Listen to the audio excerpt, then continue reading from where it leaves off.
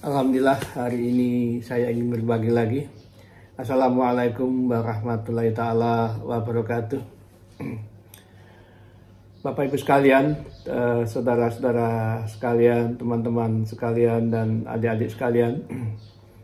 Dalam kehidupan ini ada hal yang sangat harus kita perhatikan, yaitu sebuah konsep atau sebuah teori, yaitu tentang resiprokal atau hubungan saling keterkaitan. Baiklah, saya ingin bercerita bagaimana konsep resiprokal di dalam diri kita atau hubungan yang saling keterkaitan. Mengenai antara pikiran, antara jiwa, dan antara hati. Serta dengan kalimat atau tindakan. 5 komponen resiprokal yang sangat berpengaruh dalam kehidupan adalah tentang pikiran, tentang hati, tentang nafsu, tentang ucapan, dan tentang tindakan yang dilakukan. Dalam menghadapi situasi apapun permasalahan hidup ini, kita harus paham betul tentang resiprokal atau hubungan keterkaitan. Apabila hati Anda penuh dendam, apabila hati Anda penuh kekecewaan, apabila hati Anda penuh kedengkian, tentu akan mempengaruhi pikiran Anda, akan mempengaruhi nafsu Anda, dan akan mempengaruhi ucapan-ucapan Anda, serta akan mempengaruhi perilaku Anda atau tindakan Anda. 5 hubungan keterkaitan di dalam diri ini akan mempengaruhi juga output damai atau tidak damai. Jadi kalau Anda ingin menemukan kedamaian yang sejati, menemukan ketenangan, menemukan kebahagiaan, resiprokal ini harus Anda pahami betul. Misalnya kita kecewa dengan keadaan, pikiran kita kan pasti akan penuh stres, akan cemas. Nafsu kita bisa saja tidak terkendali. Kita pergi kemana, melakukan kegiatan-kegiatan yang sebenarnya berdampak pada diri kita sendiri, merugikan diri kita sendiri. Mabuk-mabukan misalnya. Atau protes, menulis di media dengan kata-kata yang kasar, kata-kata yang mencela. Padahal itu tidak ada manfaatnya. Apa coba manfaat? Apa Anda puas? Mungkin Anda puas. Tapi sebenarnya puasnya juga sementara. Anda tidak damai. Kalau Anda mau menyadari dari hati Anda yang paling dalam, kondisi itu tidak membuat Anda bahagia. Kondisi itu tidak membuat Anda senang. Begitu pula kalimat-kalimat yang jelek ini tadi apabila kita keluarkan, kita ucapkan, apalagi kita lempar ke dunia sosial. Ada yang tersinggung, ada yang menanggapi, terjadilah permasalahan. Yang rugi Anda sendiri. Pikiran Anda stres lagi. Hati Anda menambah gelisah. Nafsu Anda penuh emosional. Imun Anda akan melemah. Nah, ini pentingnya kita memahami komponen-komponen di dalam diri agar kita bisa mengendalikan diri dan tidak kehilangan kedamaian. Tetap menemukan kedamaian, tetap mempertahankan kedamaian di dalam diri. Maka dari itu berhati-hatilah cara berpikir. Berhati-hatilah berucap atau berkalimat. Berhati-hatilah dengan hati kita sendiri. Berhati-hatilah dengan nafsu kita. Dan berhati-hatilah dengan tindakan kita. Segala sesuatu sebelum kita lakukan, kita renungkan. Tentang hukum sebab akibat dari sebuah kalimat. Yang hukum sebab akibat tentang sebuah pikiran. Kita memiliki pikiran, protes. Jiwanya protes, pikirannya mengolah.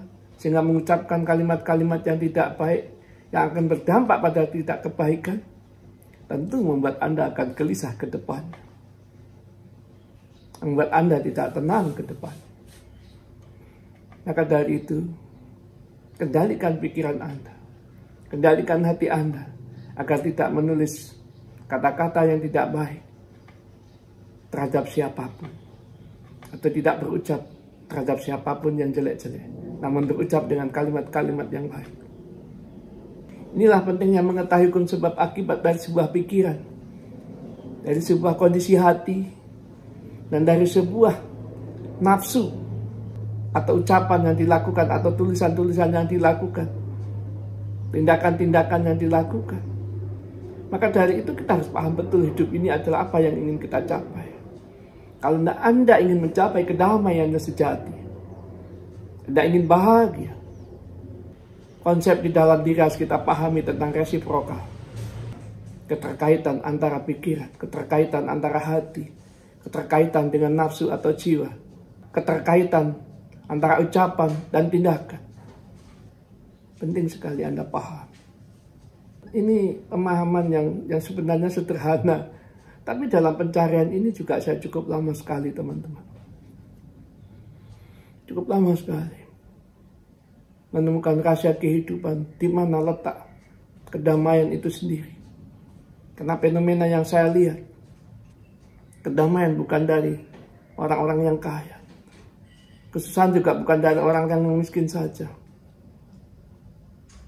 Semuanya semua. Bahkan ada yang pintar agama pun belum tentu menemukan kedamaian. Yang sekolahnya tinggi pun belum tentu menemukan kedamaian. Yang jabatannya tinggi pun belum tentu menemukan kedamaian. Bahkan yang miskin pun belum tentu dia susah. Bisa saja dia damai. Ini realita yang sering saya lihat, saya amati. Permasalahan global adalah manusia banyak kehilangan kedamaian di dalam dirinya. Maka dari itu mereka saling mencela, saling mencaci maki, terjadi keributan, terjadi perdebatan hal-hal yang tidak penting sebenarnya. Walaupun dianggap mereka itu adalah penting. Namun dampaknya adalah merugikan, kehilangan kedamaian di dalam diri.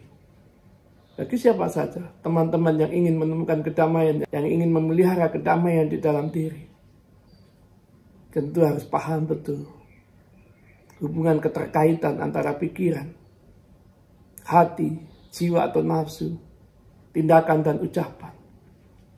Resiprokal ini sangat penting sekali kita paham. Agar kita selalu hati-hati di dalam sebuah tindakan, ucapan, pikiran, meletakkan hati dan meletakkan nafsu. Apabila kita sudah tahu betul, mampu mengendalikan unsur-unsur di dalam diri kita, saya yakin Anda akan menemukan kedamaian. Dan itu kita yang harus mempertahankan. Satu hari ini kita damai, satu hari ini kita damai. Besok kita menghadapi masalah lagi, kita harus ingat. Terus bertahan untuk mengendalikan diri ini, agar tetap menemukan kedamaian. Karena dia tidak berhenti selagi kita masih hidup. Permasalahan akan muncul apabila kita memiliki keinginan. Permasalahan akan muncul apabila kita protes. Permasalahan akan muncul apabila kita tidak menerima keadaan yang sudah terjadi. Terlihat sederhana. Namun kalau kita tidak teliti, tidak ingat, tidak mengendalikan. Dalam bahasa agama selalu bersyukur kepada Allah Subhanahu wa Ta'ala. Bersyukur itu tentu kita tidak protes. Bersyukur itu tentu tidak cemas. Bersyukur itu tentu mampu mengendalikan pikiran dan ucapannya. Mampu mengendalikan hatinya, mampu mengendalikan nafsunya, dan mampu mengendalikan tindakannya. Itu yang bersyukur sesungguhnya. Bukan sekedar ucapan, saya bersyukur tapi masih marah-marah dengan orang lain. Saya bersyukur namun masih protes dengan keadaan. Bukan begitu cara bersyukur. Cara bersyukur itu adalah mampu menyadari, mampu mengendalikan. Dan semua itu tentu ada kaitannya dengan kekuasaan Allah. Allahu Akbar. Subhanallah. Walhamdulillah wa la ilaha illallah. Wallahu Akbar. Mari kita temukan diri kita sendiri. Agar kita tidak kehilangan kedamaian. Agar kita selalu bersama damai dan bahagia. Bersama kasih sayang. Terus tebarkan kasih sayang. Terus tebarkan kebaikan. Terus tebarkan kepedulian, maka Anda akan menemukan kedamaian.